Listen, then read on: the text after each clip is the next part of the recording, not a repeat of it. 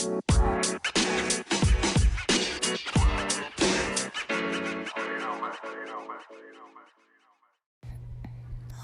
guys, welcome back. I'm back with these podcast recordings. It's gonna be a triple recording Sunday. I'm not sure if I'm gonna post this one late Sunday night, but you'll probably see one that probably just posted recently. One's supposed to post at 6 p.m. Pacific, and then this is gonna be the third one. So it's kind of in order. Like I specifically put those 6 p.m. one to post in the middle because this was the one that I said I was gonna post about discomfort and kind of working with discomfort with different sorts of techniques that people might be trying when you're trying to kind of work on like personal development or relationship development, or just kind of like goal setting, goal keeping in general, just to kind of get your life on track or keep things on track. And so this one is going to be the third part of that series. It'll either post late Sunday or Monday morning. I don't know which one. It depends if I'm going to edit this or not. So at the moment, I don't really know, but pretty much that's what we're talking about. So it's still going to be in the series that's called Deepening Relationships, but again, that series is about kind of deepening the relationship with yourself, kind of looking more at the details of things that are maybe going wrong or right in your own life, trying to kind of decipher what it is and figure out how to manage things that you don't like what you see, and then just kind of working with things in that way. But this can be kind of for our own selves or when we're with other people. And a lot of times people really have an interest in topics that impact their relationships with other people. But a lot of times it does help to do that kind of introspective work too. Like, it's not always the other people. It goes both ways. A lot of times it's like we have to know kind of what's going on with ourselves to kind of know how to do what we need to do with other people. Because there's so many variables. And that's why these recordings are kind of hard to put out, because they're a little bit like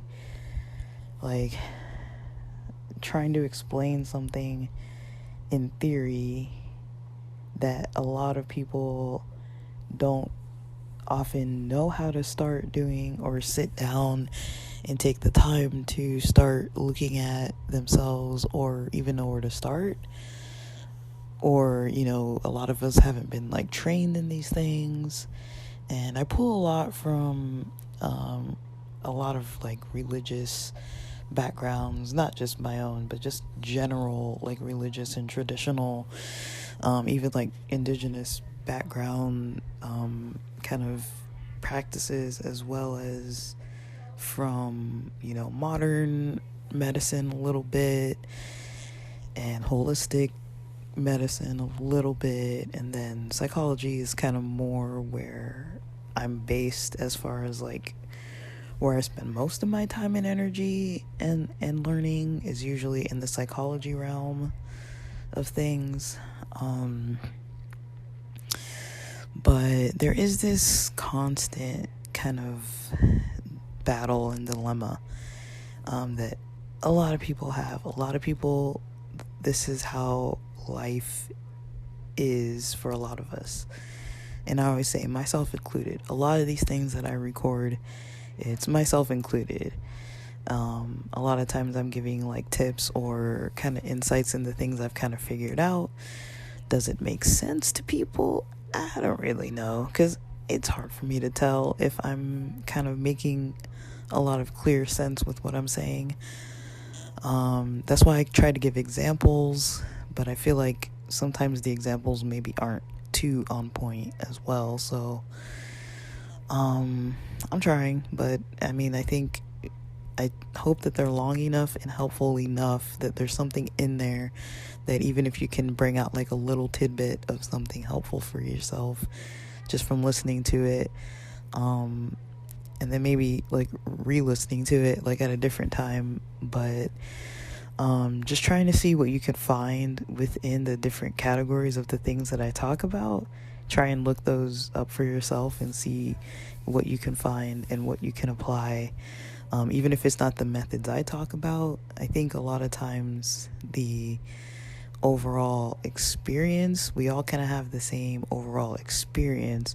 Just, if I have tips that I put in, a lot of times those tips might not be someone else's preference to like apply that to their life in that way, which is fine, but I'm still just putting it out there because it's just kind of the way that I do things, or the way that I notice a lot of people do things. So yeah, with that, so what we're going to talk about here is, with the topic of, discomfort. So what I mean in general when I say that is, a lot of times, think about the process that a lot of us have. You see this a lot during like the new year, right? People setting goals and making resolutions and being like, I really want to do this thing. I really want to see movement in my life in these areas. And usually the reason why they want that is for themselves, and then that would help them usually be better in other areas of their life as well. Like usually there's a thought process of, this will improve me, this will improve my own self, and this, when I find that improvement in my own life, it'll kind of trickle down or expand into other areas of my life too. So a lot of times people have very similar types of goals. There aren't that many people that I've ever heard of or seen that make goals that aren't for something more positive or more healthy or more fulfilling or more valuable, like improvements in their lives. I've never really seen people say like, oh, I want to get addicted to something so I can understand the struggle of like overcoming addiction to meth or like whatever. Like I've never seen people try to like make goals towards like damaging themselves. I mean, I'm not counting like, if you're working out or lifting or rock climbing or doing something that's gonna maybe tear muscles or, like the breakdown that leads to the building process. I'm talking about just full on unhealthy, just habits and practices. Like most people look towards what they think would be best for them. And I'm not just talking about like those kind of goals like, oh, I want to go to the gym every day, or which is great. I'm not saying that's not a good goal, but it can be physical health goals, spiritual goals, just kind of getting your life in order kind of goals. But there's the reason why a lot of times it's hard to get past a certain state is because of the discomfort. So it's a very subtle, it's very subtle, like the difference between doing something and not doing something. So the energy that's attached to that discomfort, that uncomfortable energy, that is something that can be managed, and it's not the easiest thing to manage, but it's possible. And I'll talk more about that. But yeah, so if you notice that you have examples in your life of things that you're trying to do, trying to improve, trying to get better at, trying to be consistent with, trying to get any kind of motivation to even do. There's going to be this disconnect between what you know you should do for yourself, right? Like, we all know from a young age what we should be eating, what healthy, balanced eating looks like. For the most part, a lot of us learn about food groups and exercise and, cardio and different sorts of stuff that somewhere along the lines, a lot of the times our lifestyle takes over and a lot of those things get pushed to the side. And when it gets pushed to the side for long enough, it's hard to get back into it, for one. When it gets pushed to the side for long enough, it's easy to see things kind of deteriorating in our lives. And then trying to get the energy and motivation and momentum back to not only, because now the baseline isn't in the same place. You're not working from, okay, every time I work out, I'm seeing improvement. Like, for example, I can say when I was younger, when I would exercise, it was like, kind of those exercises that you see, like, do 7-minute abs in like a week or whatever. Like, I was at a point of fitness when I was younger where those kind of exercise worked, because it was like I was already fit, I was already in shape, I was playing sports all the time, I was active all the time. I didn't really have money to go out buying all kinds of stuff and junk food, so I mostly ate food that was home cooked from like our home garden grown vegetables and like decently balanced food groups and stuff. Like, it wasn't like super healthy, but it was healthy enough in conjunction with my exercising and stuff, as part of like what I just did for fun. I was really involved in church and spiritual things and music, and like everything was like fairly balanced, but I still noticed, even when I look back, I still noticed there were areas where I struggled. Sleep was always a struggle, but because I had such a kind of, not really militant, but I was kind of part of a traditional lifestyle where it was like that would override any kind of way that I would feel or any energy that I had. Just the momentum in the household to just wake up on time, early in the morning, cook breakfast. Like, our family had like breakfast together. Like, we'd have like scrambled eggs, maybe sausages, cereal, tea, toast, like almost every day. We'd have like full on breakfast when we actually would eat together. And this would be early in the morning. Somebody would be responsible to wake up to cook it for that week or whatever. And we did that for a while. And then we also, studied really hard in school and were active in school and had activities after school and social stuff with our friends. And then Friday night, the whole Sabbath and Vespers and church on Saturdays and sports on Sundays. Like, everything was so regimented. There wasn't a lot of time to, like, even though I noticed where I was kind of struggling and not having an easy time in certain stuff, things eventually kind of just fell into place just because I was so consistent. I hardly remember taking any days off school. I hardly remember missing church, like hardly ever. I hardly remember like not playing sports, like skipping days and stuff like that. And my whole family was pretty involved in like everything all the time. So we kind of were very consistent with things for like years, probably up until about my first year of college or so. And so if you think about a lifestyle where it was just like forced balance, even though like maybe emotionally I was having struggles and maybe like there was a lot of stuff that was happening that wasn't getting dealt with on that end, but my physical health was fine, my fitness was fine, like as far as like what I ate, it was relatively all right. Just the psychological wasn't quite on point, honestly. Like, and I notice it now, and I know I do come from a generation where, like now mental health is a lot more of something that people speak about, but I think all of us elder millennials, we kind of have that kind of like half of our lives we spent kind of in the dark ages of like where people weren't really having those conversations yet. A lot of us born in the 80s or whatever grew up in the 90s when the internet was kind of coming into, homes and everything. Cell phones were kind of getting into the pockets of, people. When I was like in high school, like I was one of the only people I knew with like a cell phone in like my junior year of high school.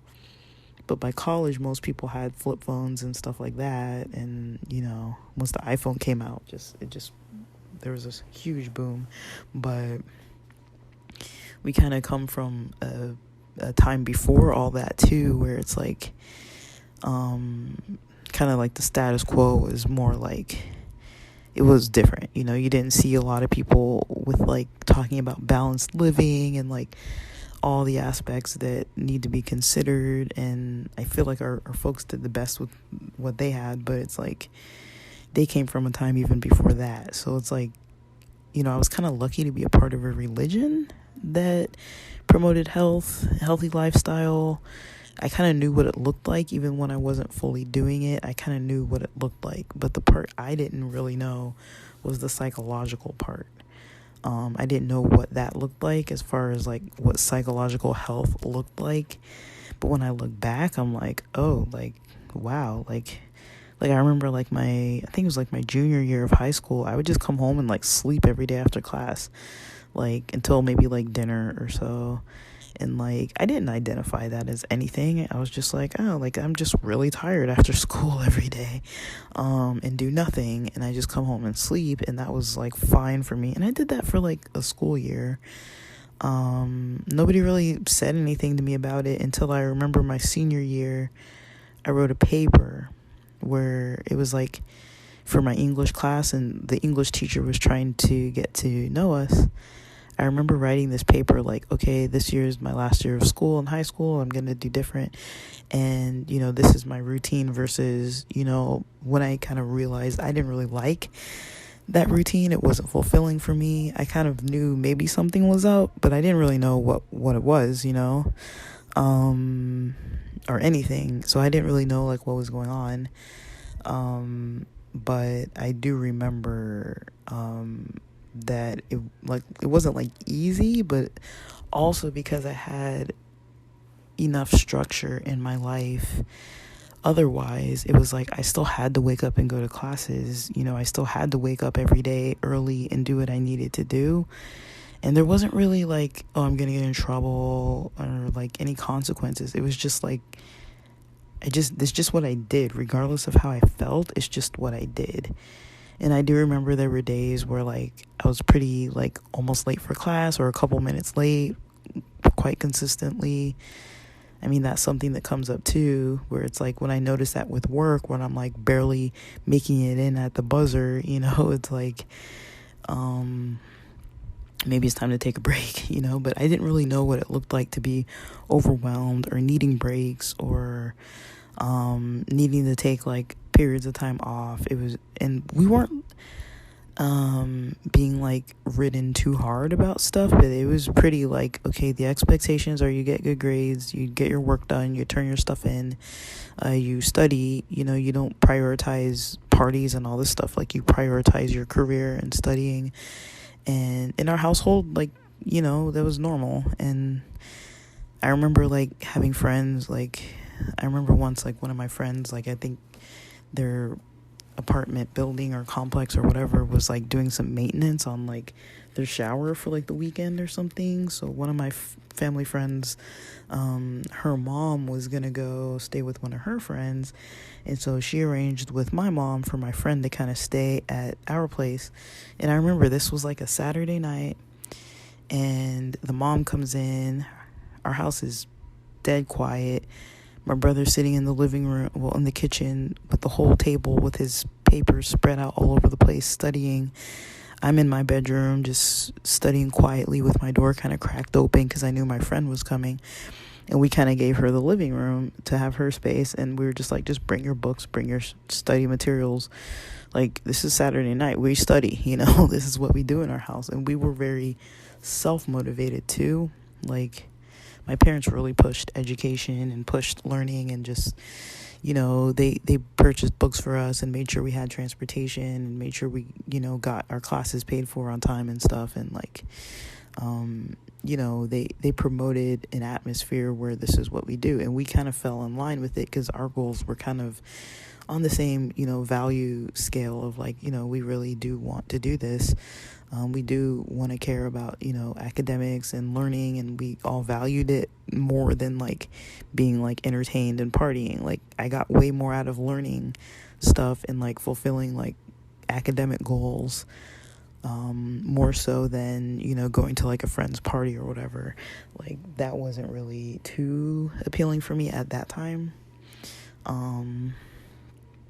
And things were very attainable then too. Like I was able to kind of just go through community college, get into a UC. Like, I don't think I had any like I wasn't like getting straight A's or anything, but I just kind of did the work for like consistently every day almost for years.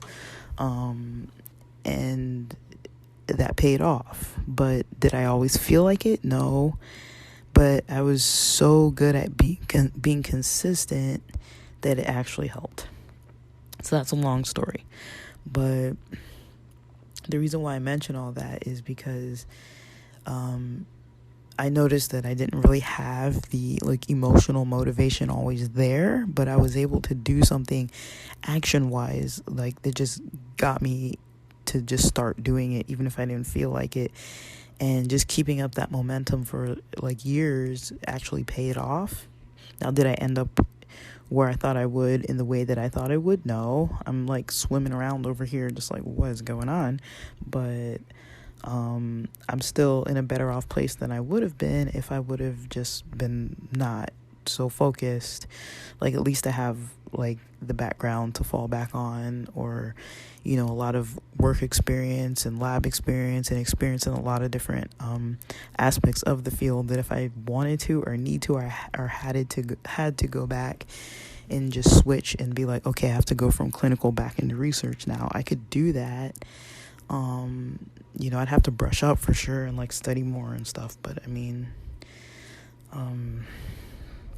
a lot of it is self-motivation, being self-driven, but also the accountability. Because I notice at least for myself, I notice the more isolated I am in a goal, or the more isolated I am in like a project, it's really hard for me to care to do it. Because I'm like, okay, I'm just doing this. And if it's just for myself, and I feel like no one else is benefiting from this but myself, it's really kind of hard for me to kind of do things consistently. So things like, go run at the beach.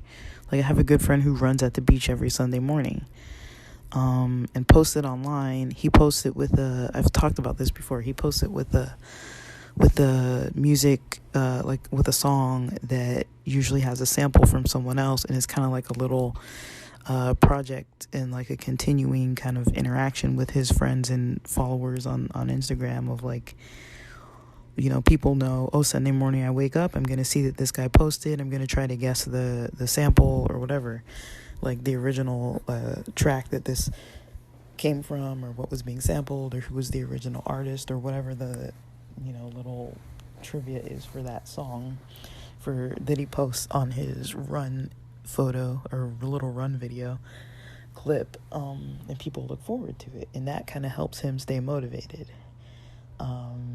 And that's kind of I'm kind of the same along those lines with like podcasts and stuff. It's like I get more motivated by like, okay, like if people like this topic or like that topic or find it useful, I'm way more interested in like learning more about it and like helping people to kind of improve their own experiences with it, and like explaining it and making little, like, I kind of consider these to be like almost like impromptu kind of casual tutorials almost, but it's kind of a lot of like food for thought, right?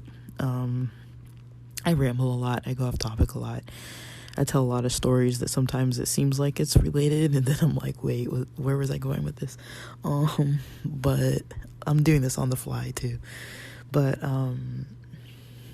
yeah, like when it comes to our general topic here of like the discomfort, you could probably even see that like when I talk about how I was kind of like growing up until my first year of college,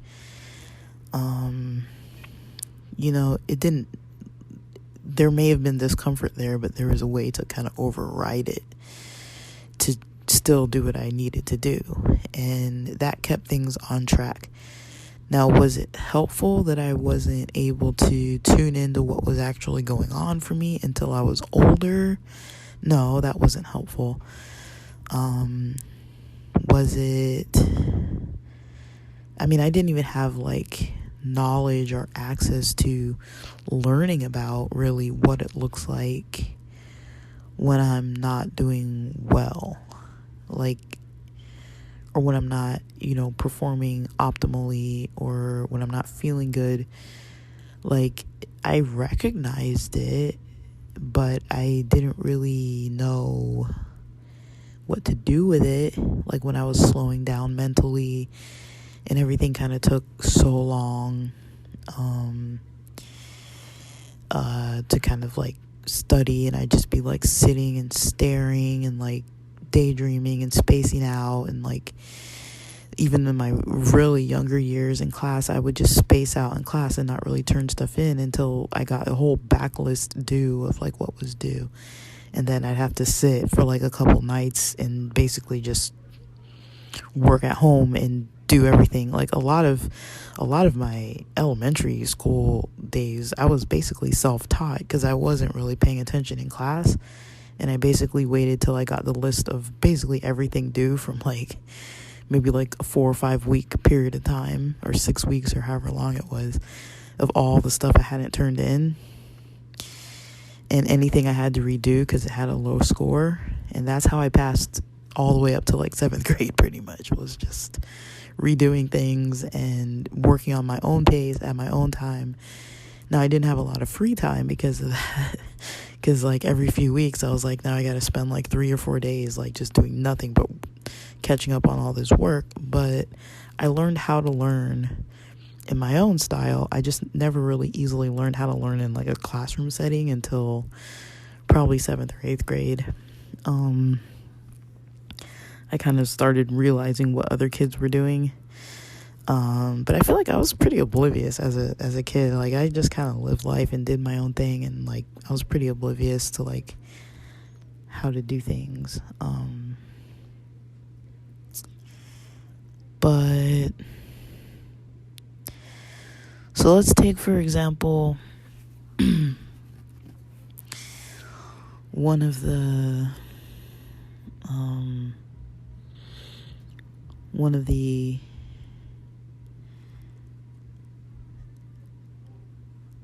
aspects of this discomfort, where it comes from, what it looks like. Let's kind of delve into that. I'm actually gonna take a break and actually eat dinner because it's like 6:12 p.m. And I want this to be a longer recording, so I'm actually gonna stop now, eat dinner, and then keep recording. Because I feel like I'll think better that way. Alright, so my break is over from stuffing my face. I had half of a veggie sandwich and half of a smoothie and a couple of the pieces of the fruit cup, the pineapple and watermelon. So I'm like, okay, that's enough. And save the other half of the smoothie and sandwich for tomorrow, probably for my lunch. Yeah, so that's a good time. But yeah, so talking about how our relationship with discomfort kind of predicts what it is that we do as far as, our plans and kind of what we are trying to improve for ourselves. Again, like this is a totally subtle type of situation that a lot of us face. So when I say discomfort, that mostly refers to discomfort on two different ends. So there's the discomfort of knowing that you want to do something and it's difficult for you to do it, to do what you need to do to make the changes if you're not seeing your your motivation improving or increasing, if you're not seeing the actions being played out in real life, if you're or maybe you're putting more energy into the thinking and the planning, but you're not actually executing any of it. There's a discomfort in all of that. And then there can be the discomfort in the actual implementation of whatever it is that you are actually doing, such as, any kind of new routine is going to be somewhat stressful. Even if you really like it, there's still the having to think and plan and get to the new site where you need to do it, or know the directions, or know what to do. And that's slightly stressful, anxiety provoking. Anything that goes outside of our routine of kind of automatically knowing what to do, where to go, where to park, how to get there, how long it's going to take. Like, once we get into that phase, usually it's easier. So even doing, when you're in the initial stages of like doing what you need to do, as well as the stages of any kind of discomfort that you experience while you're actually incorporating all that you're doing, there can be a discomfort there too, because if it's new, if you're learning new skills, like such as a sport, martial arts, rock climbing, going to the gym, learning about lifting weights, yoga poses, stuff like that, you're learning terminology, you're learning like this body-mind connection and muscle memory and stuff that you maybe have to kind of practice routinely so that your body and mind kind of automatically start doing it, right? And especially if you weren't raised athletic and you have athletic goals, or especially if you weren't raised like to do academic things and you have like these intellectual type of goals, whatever type of goals it is that you have that you're working on, if you don't have any background in it, just the process of learning and implementing new things is going to be a discomfort in itself. So we're constantly forced to kind of have to keep our mind very intentionally focused and positive to be able to get off the couch, get out of bed, get going, get moving, or open that computer and start typing, or turn on that mic and start recording, or, get your running shoes on and start stretching and put your clothes on and go do what you got to do. Just the process of, going from laying around, lounging around, thinking about, I should do it, I need to do this is what I want to do, versus actually performing it and doing it and starting to do it and doing it the right way. That's going to be hard, right? And a lot of people who have emotional goals, what this looks like is, that discomfort between, I don't really like the patterns I'm seeing when I'm not changing things that I want to do, but then there's kind of that fear of, what if I try to do this and it doesn't work out? Or what if I try to do this and it creates more of a problem? Like examples kind of from more like emotional based self-improvement kind of topics would be like, maybe like something simple, like if you're trying to practice being assertive in your work environment or school environment, and maybe you're not a boss or a director or in management at all, but maybe you have people that you're trying to interact with that you notice you need to kind of set boundaries with, or something along those lines. Or maybe you're trying to like be open emotionally and talk to them, but you find it hard. Like, usually where that comes from is, when you're sitting around thinking about it, we always think about like the worst case scenario of what can possibly happen. So the discomfort of not doing it and having certain situations at work or school or whatever environment, if those patterns keep continuing, it's not going to be comfortable, right? There's a discomfort in that going on and on and on and on and being like, oh my gosh, I wish it would stop. But then when we do have some form of power or control to be able to do something about it, a lot of times we don't know, like, is it going to be worth the effort to put in to do it and then potentially see a result. You might see no result, and that'll leave you where you are already.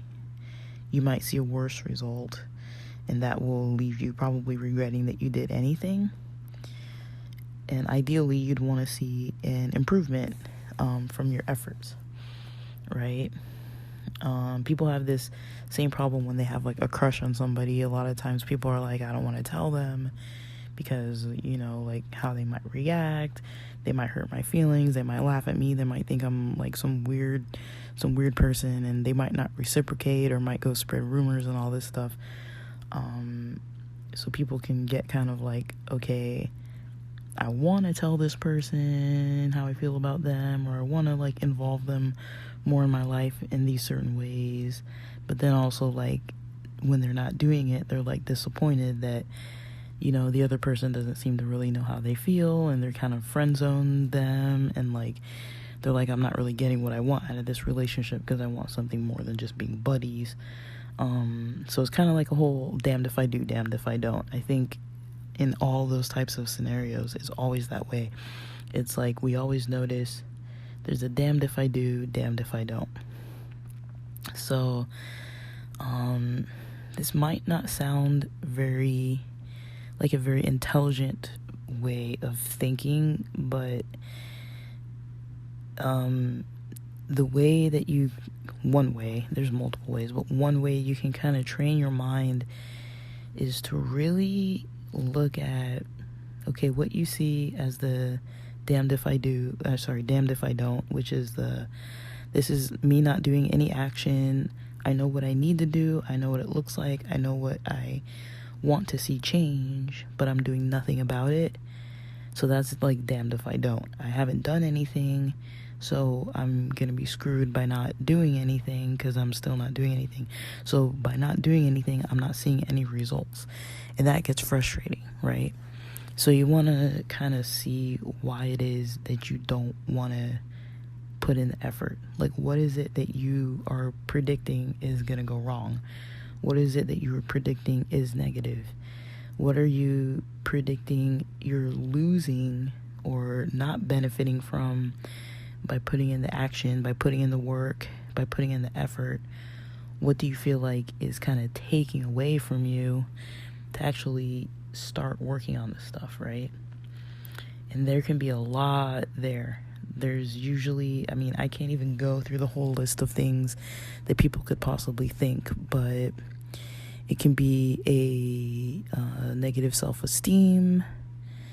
I don't think I can really do it, or kind of like trauma-based, from mild to like severe trauma, along the lines of, I tried it, I fucked up, I screwed up, I messed up and failed already, so why do it again? There was pain involved in that. Or, some circumstance happened that just ruined all the efforts that I had put in. Like maybe you're playing a sport, for example, and you get a severe injury, and now you can never play that sport again the way that you wanted to. Or maybe you get in a car accident or some kind of other type of accident that makes it so that all the efforts you put in to what you were doing, you can no longer do that at all, or in the same way that you wanted to, or in a way that's easy. Now you have this other barrier to have to work past just to get to do what you were already working on for so long. And there can also be the challenge of kind of like not being able to even sit with kind of what you think or feel about yourself or about your abilities, talking yourself out of it. But I would usually encourage people to, if you're not going to work on it and go work on the thing that you're trying to work on, then just sit and work with the stuff that you're not able to get past, because at least you're working on that part, with the potential that it'll eventually become easier for you to actually work on the other stuff and actually start putting some things into action. It might take a while, but the thing is, if people don't work on that initial process of kind of the damned if I don't, if we don't work on that, it comes up in other areas. It comes up in work, it comes up in school, it comes up in relationships, it comes up in a lot of things that, a lot of the things we might think about ourselves or tell ourselves negatively about our own abilities and strengths and ability to handle stuff. It's just us telling ourselves that. It's not really based in any actual facts or proof or truth. We just think that way because that's like we rely so heavily on our emotions and our thoughts as if it were 100% the truth. And the thing is, they're not always true. For example, you might be tired in the morning, because you might not have slept good. You might start your Monday and feel pretty sluggish and fatigued because Sunday night you didn't sleep too good. That's a real thing. Or you might wake up and start telling yourself, I don't want to go to work, I don't want to go to school, I don't want to do anything because I'm tired. But you might not be actually tired as far as like you didn't sleep enough. It might be something else. You might be depressed, you might be anxious, you might just really need a break. But even the way that we tell ourselves, I'm tired, it's like we're not always tired. I was kind of able to prove this to myself by using a smartwatch, and it has like this sleep tracking ability.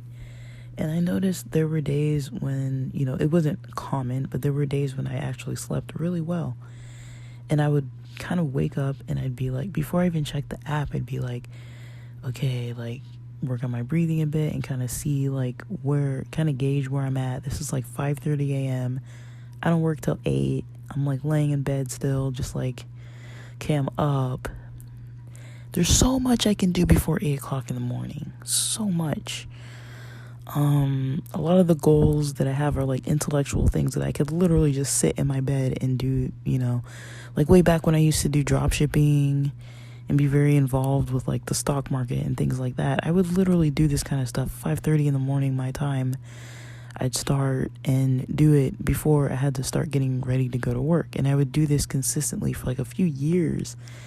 I reached most of my goals in learning like extra stuff outside of work, or even exercising and things like that a little bit, doing yoga and things.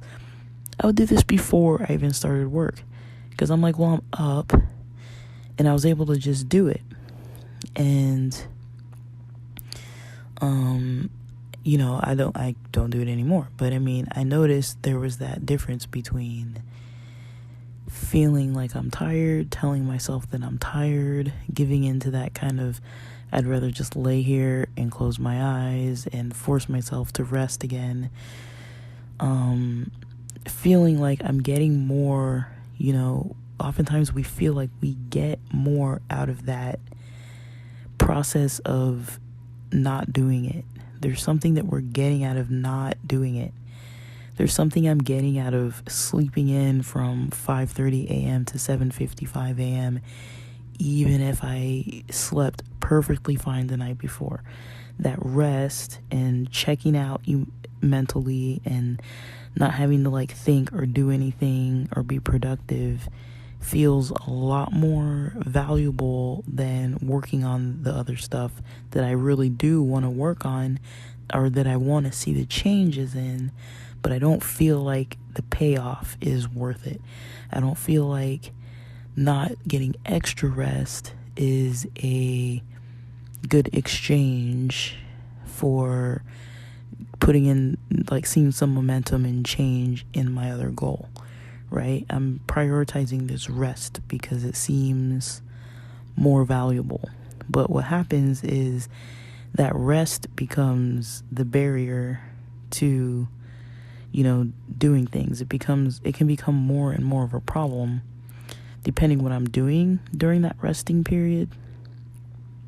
So if I'm not using that resting period in the morning, 5:30 a.m. to 7:55 a.m. to kind of think about, okay, what is it that I feel like I'm lacking, that I need to kind of strengthen, that I can do and lay here and still strengthen that while I'm,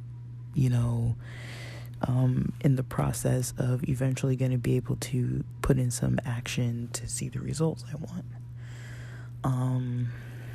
If I'm just gonna, lay there and fall back to sleep, I'm never gonna see any progress, right? But I could see some other kind of progress if I start working on, mentally what's going on. Sometimes it helps to have writing prompts. I've made my own writing prompts before, which can still be surprising. Because sometimes I don't really know what it is that's happening. Like, you can always take the who, what, where, why, when type of stuff, or you can always do the peeling the onion type of stuff, where you're just kind of like asking yourself, what does that mean? Like I don't want to do this because I'm tired. What does that mean? What does it mean for me if I'm tired, and don't want to do this? Like, what does that say about myself? And then I answer that question, and then when I have that answer, what does that say about myself? Trying to get to the core of what it is that we think about ourselves, because usually there's some deep-rooted thing that we think about ourselves that is like leading us to not do anything. Because if we believed 110% that we could do whatever it was that we put our minds to, then we would not really have any type of thing slowing us down unless we were really tired or hungry, or like, you need the money and you're like stressed about that, or like there's something else coming up that's really actually getting in the way. A lot of times we are the ones getting in our own way and, prioritizing the relaxation. So we consider it relaxing. We're trying to get what we want immediately now. It's kind of like, instead of delaying the gratification, delaying the reward until, we've put in enough effort to be able to see the results. A lot of us humans are not good at that. That's a struggle. It's a struggle to not be able to get what I want this moment, right? So a lot of times what that looks like is taking a nap, sleeping in. That is going to be immediately more gratifying and rewarding than putting in some effort that's going to have an invisible result for now. And if I do the effort and put in the effort and still don't see a result in 1 week, that's a challenge. If I still don't see the results in 2 weeks, that's a challenge. Sometimes, a lot of times, we have to see it in our efforts. We have to see, when I did all those curls and push-ups and those workouts, I want to see my muscles popping the next day. I don't want to wait like a month, to see the definition. I want to see it right away, right? If I don't see it, I'm going to lose motivation.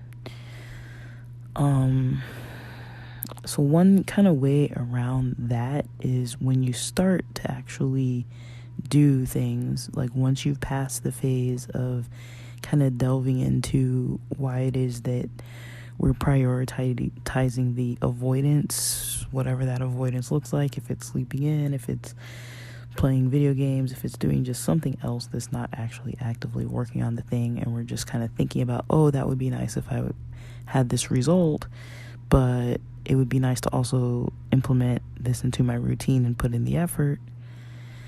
It would be nice, but I'm still in the damned if I don't state. Like, I notice I'm damned if I don't. I notice if I don't do it, I'm not going to feel better. I'm not putting in the effort. I'm not going to see the results. I notice that doing nothing isn't helping, but then I still have the desire on the other end, where it's like, I want it. But a lot of times we have to kind of mentally see it. Even if you don't see it in person, you have to be able to mentally see it.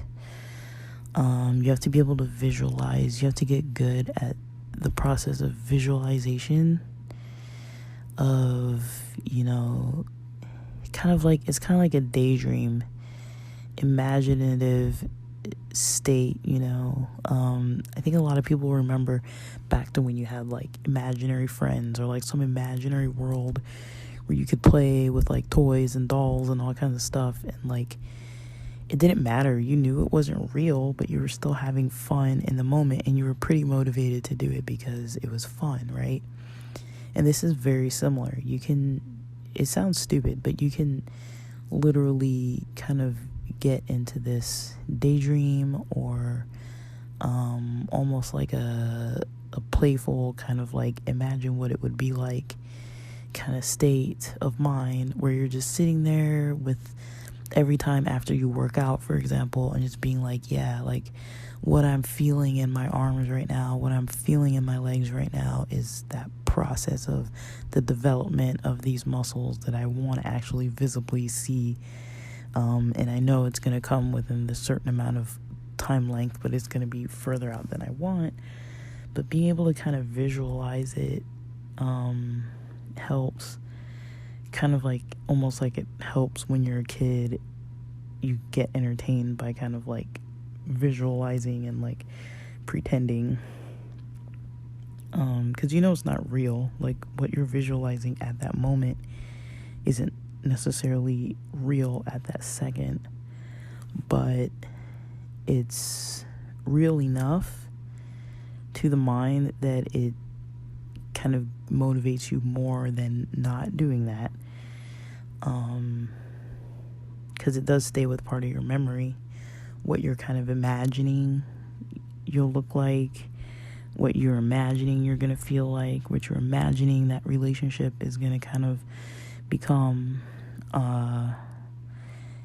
And again, like, it is part of your imagination, part of your just thinking and predicting, but it's a different style of predicting. It's not like a predicting, it's not like the damned if I do type of predicting, like, oh, if I do this, it's not going to be worth it in the end, or I'm just going to relapse or fall back into bad habits. Even if I do work out and get really fit, I'm still going to, eventually go through a period where I stop doing it, and then I'm going to gain weight, and then it's going to be harder to get that momentum again the next time around. If you're already like talking yourself out of it before you even start, that's a whole different thing than, visualizing how it actually is going to be, looking as like your life changing kind of actions. And I'd probably say the last way is just realizing the power of your mind. Something that I've mentioned to people that I think a lot of people might relate to if you go to the gym. I find the gym to be a very motivating place, just because you see other people working out. I don't know them, but like, whatever, who cares? At least it's like a community of people who kind of are in the same space for the same reasons. De-stressing, unwinding, working on your health. We're all here for like a positive kind of reason. some people are probably in there to do a little bit of damage to themselves. It might be like a self-harm kind of thing, but I would say the majority of the people are there for healthy, positive reasons, right? But something I notice, even at the gym, is how, like, I kind of came across this realization of how your mental energy, how your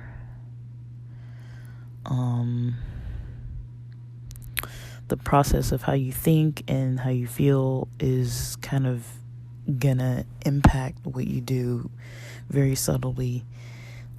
I noticed this in a real way when I was at the gym. I would watch, I would stand, I'd be like on the elliptical, and then there's always TVs like on the wall. The way this place was, it's like there were TVs on the wall.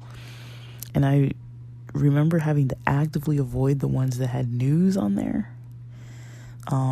Because I noticed I would work out and it would just be like, I'd look at the screen and it would be like, this person got murdered and this negative thing, and there'd be all these like headlines at the bottom, just like reading off like about wars and terror and tragedy all over the world, fires and floods and like earthquakes and like all this kind of negative stuff. And I'm over here trying to like keep myself mentally like prepared and mentally just like determined, and that would really demotivate me. I'd be like, damn, like here I am just trying to like work on this little workout. This seems like nothing major and the world's falling apart around me, and it got my head into this other negative space. So a lot of times it helps to really keep your head in a positive space without kind of slipping in to those terrible habits that we have of like just talking down at ourselves about stuff that we know we need to do. Easier said than done, but just paying attention to how much negative you might notice is happening.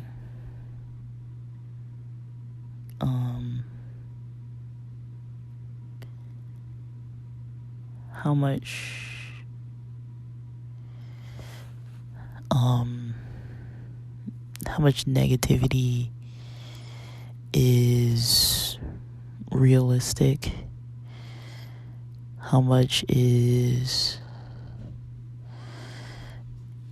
very accurate, how much is likely versus unlikely. I mean, we somehow with certain topics are able to tell ourselves that we're so bad or so, gonna regret putting in the energy on this, putting in the effort on that, not gonna be able to do that or this.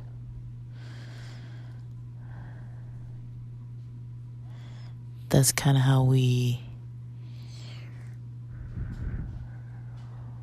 would. Jeez, got distracted by somebody knocking on my door about somebody's Uber Eats delivery coming. And it's not mine, but anyways. So yeah, we're able to kind of tell ourselves and talk ourselves out of doing things that we feel like we are struggling to kind of do, that we don't see as easy, that we don't have a really positive view on ourselves of being able to do. But when we look at the rest of our lives and the rest of our days, it's like some stuff just kind of comes naturally, right? Like maybe not even like we're naturally good at it, but some stuff we just do. We wake up, we might make breakfast, coffee, whatever, food, eat. We might get out of the house on time every day, or just about we might get where we need to on time every day, or just about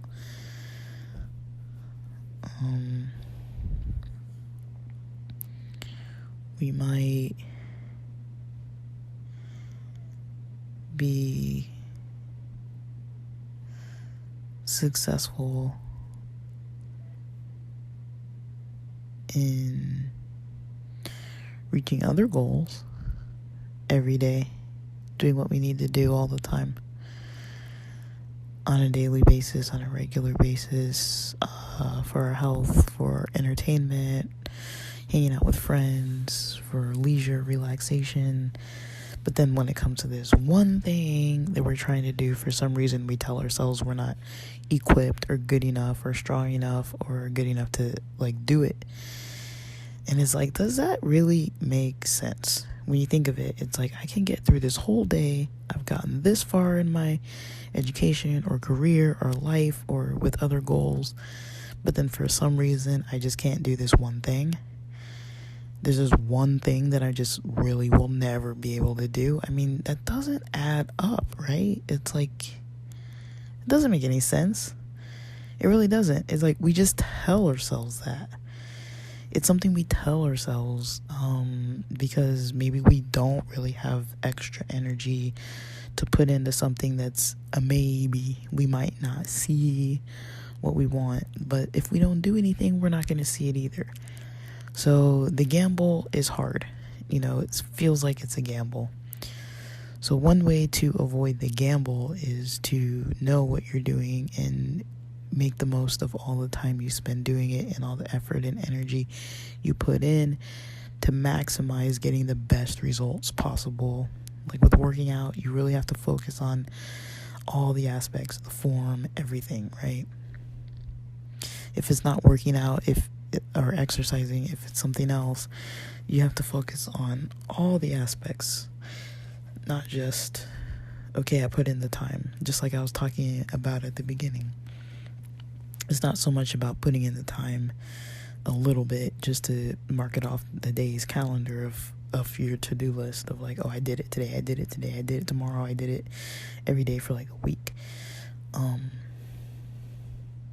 It's the attention to detail that's gonna get you the results that you want. That's gonna maximize the effort that you're trying to put in. That's gonna make sure that, when the time is right for you to see any kind of result or improvement or movement, you're going to start seeing it as soon as possible versus that part being delayed. Because if you're not doing it right, you're not going to see it as soon or as strongly when it does kind of start revealing itself. When the efforts do start paying off, it's not going to be as prominent. So those are things to kind of keep in mind. But I really would focus strongly on kind of that last piece. Like, why do we think that we can't do certain things when we've done so many other things?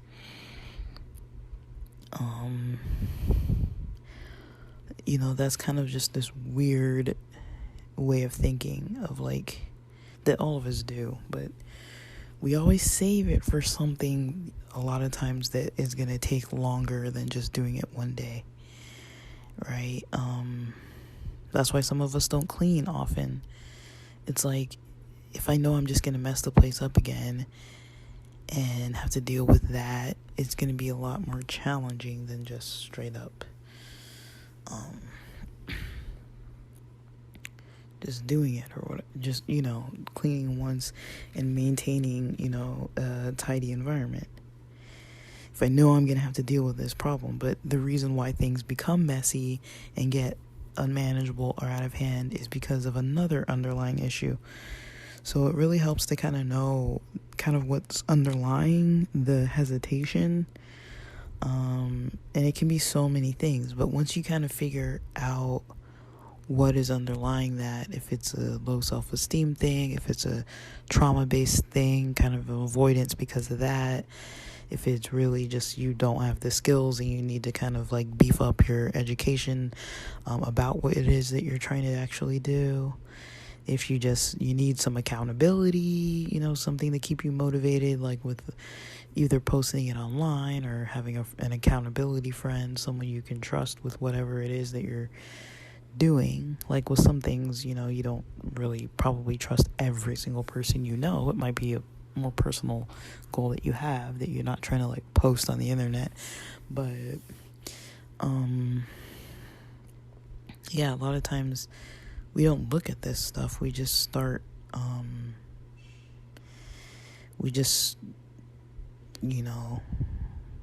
realize it's hard. And because it's hard, we're like, well, sucks that it's hard. I wish it wasn't. I don't really know why it's hard. I'm not even going to go there. We usually kind of don't even notice why something's difficult other than the surface of, I just don't feel like doing it even though I want to see this result. I mean, if you really want to see a result, there's a reason why you don't feel like doing it, right? Because with a lot of things, we want to see results and we don't avoid those. Sometimes I'm like, it's 1:30 p.m. I want to see the result of me not being hungry anymore. I want to feel like I ate a meal and be full. So I go get food and I fix the problem, right? I'm not going to sit on that for so long and say, oh, I'm tired. It doesn't matter if I'm tired. I'm going to get food. I'm too lazy to kind of like even microwave something. It doesn't matter. Eventually, I'm going to override that laziness system because I'm hungry enough, I want to eat. I want to be full. I want to not feel hungry. The discomfort of not fulfilling, or not performing the duties I need to do to reach that result, it's not worth maintaining that, to feel hungry all day, and all night just because of laziness. It's like, I'm going to eventually resolve that, right?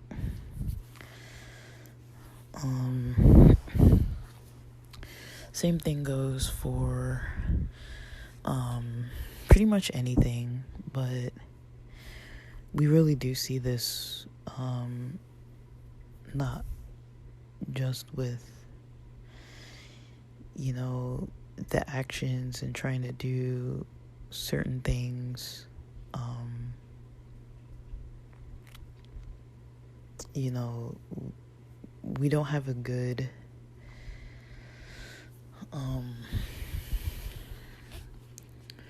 what is it called? A good memory, a good accurate recollection of how we're doing things, what we're doing, what's working out, what goes well, what we're skilled at. For some reason, we kind of just tell ourselves, I'm not skilled at this. This is hard for me. I'd rather do that instead, even though I want to see this other result over there. And then for other things, it's not even an issue. Like eating lunch might never be an issue for you. Taking out the trash might never be an issue for you. Certain things that are issues for other people might never be an issue for you. So just kind of noticing kind of what it is. Like we do have a lot more control and strength over being able to reach goals, do what we want to do, see the results we want to see. It's just our minds are tricky, and it's good to kind of notice what it is that's happening mentally.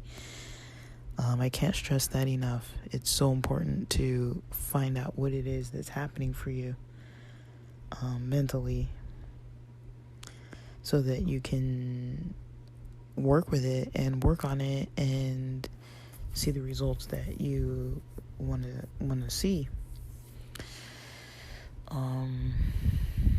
But it's definitely possible. Like a lot of stuff I mentioned, like eating lunch, taking out the trash, that stuff is short term. But for some people, it's not. For some people,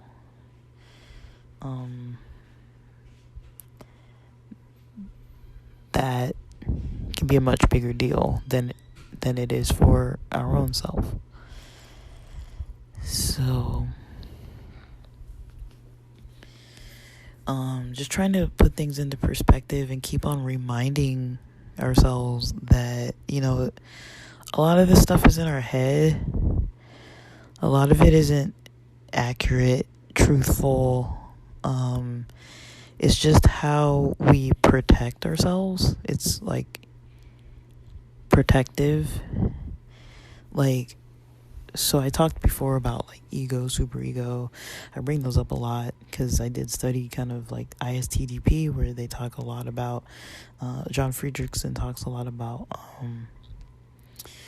the superego telling us unwelcomely inviting itself to tell us negative things about ourselves, and then the ego participating in these defenses, right?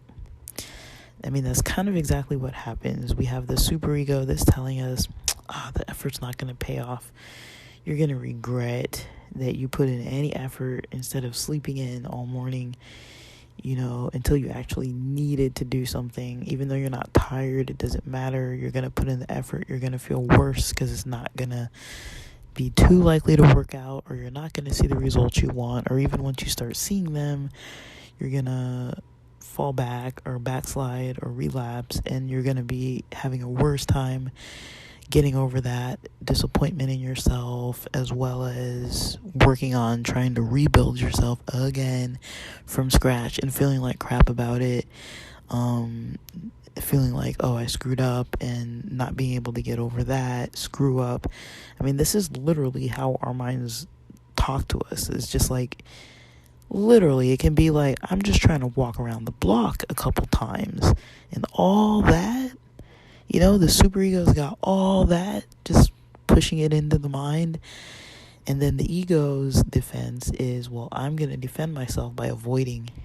I'm not going to work even on, addressing the superego's negative messages. I'm not even going to work on it. I'm not even going to touch it.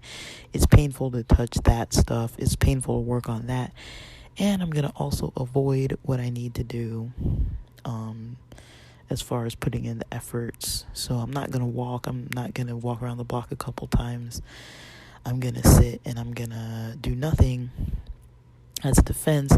But usually that nothing is going to be something that's more relaxing and pleasant in the moment. I'm going to do something to get pleasure and, pleasure now. I need that pleasure now, right? I need the rest.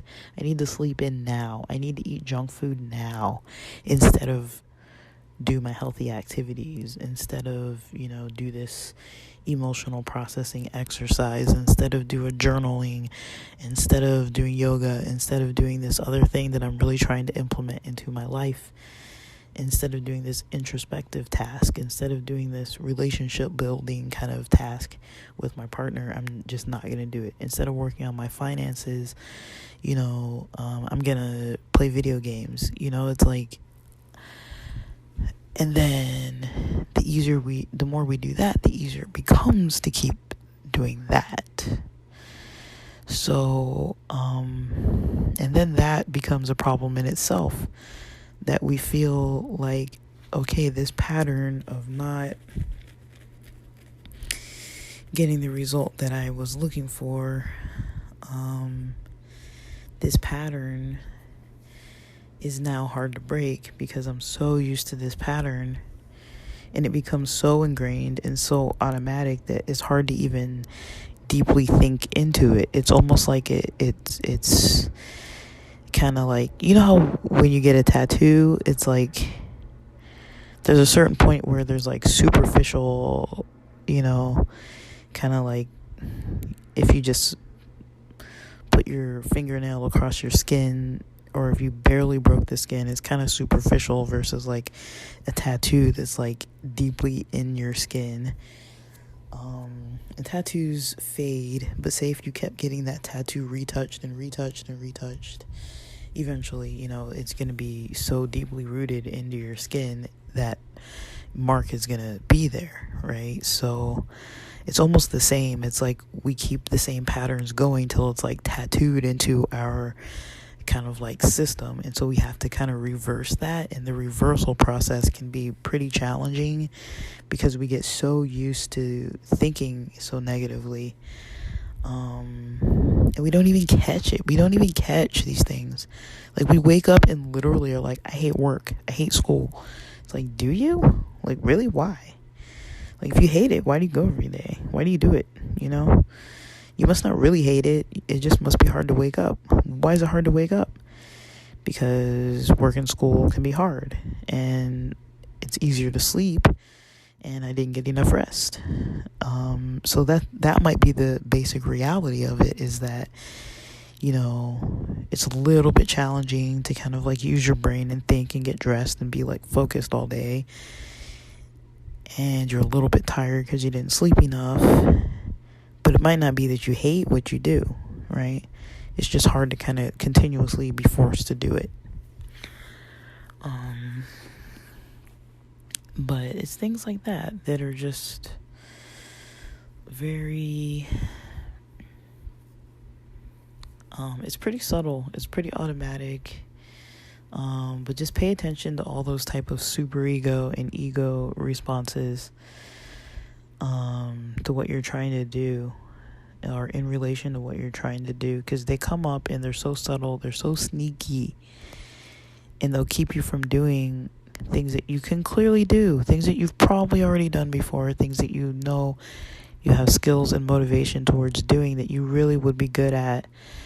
And when you learn how to do it, you can teach other people how to do it, how to kind of, change their mindsets and address their own mindsets, to be able to do these types of things. Because it can seem so hard when all it really is, most things really just need consistency, knowing how to read, when to, challenge a little more, challenge a little more, make the challenge a little more demanding. Once you're kind of past this phase of like, okay, I learned how to do this skill, I know this, you don't want to necessarily stay at the same level. You want to keep improving once you are doing it, and in complexity of whatever it is you're doing. If it's like you're learning about finances, or working on your finances, or working on exercising, or working on your health, or whatever it is, you want to keep improving it. Once you get the basic part down, you want to keep pumping more skills till that becomes your norm. And then the superego and ego have no place, because you're already doing it. You've been doing it, you're skilled at doing it, and you'll know how to override when you don't feel up to it, because you'll realize at a certain point, it's just in my mind, it's just in my head. This isn't really how I feel about this. So I hope that's helpful. I know I'm taking a lot of breaks in this episode recording because it's at a weird time of day on a weekend, and I'm tired, and I was kind of getting interrupted as well. So hopefully this makes sense. Hopefully it's pretty clear and helpful. But with that, thanks for listening. I'm gonna log off. Bye.